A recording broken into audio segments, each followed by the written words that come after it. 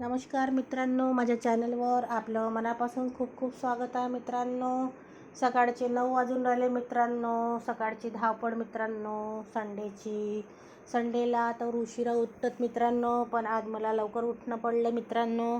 कारण की शेजारी पूजा होती मित्रांनो. पूजेमध्ये मला जायचं होतं, तर मी लवकर उठली.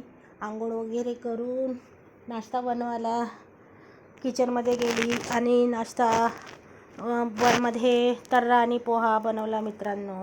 रात्रीच मी चणे भिजू घातले होते, सकाळी कुकरमध्ये लावले चणे.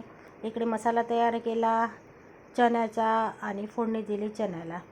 तर्रा रेडी होऊन राहिला मित्रांनो. साईडमध्ये कढई ठेवली बाजूमध्ये मित्रांनो. तिथे मी थोडंसं तेल टाकलं मित्रांनो, मोहरी टाकली, जिरं टाकलं आणि हिरवी मिरची टाकली मित्रांनो. आणि पोहा पण तयार करत होती मित्रांनो. दोन्ही साईडनं मी कामं करत होती मित्रांनो. इकडे तर्रा तयार केला मित्रांनो आणि तिकडे पोह्याची तयारी करत होती मित्रांनो. तर्रा आणि पोहा संडे स्पेशल नाश्ता मित्रांनो.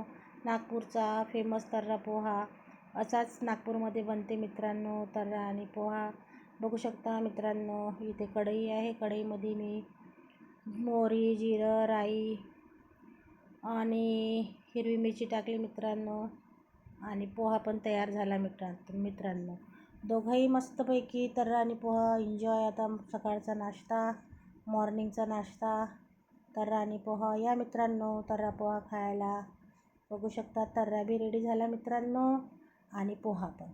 Good morning, have a nice day.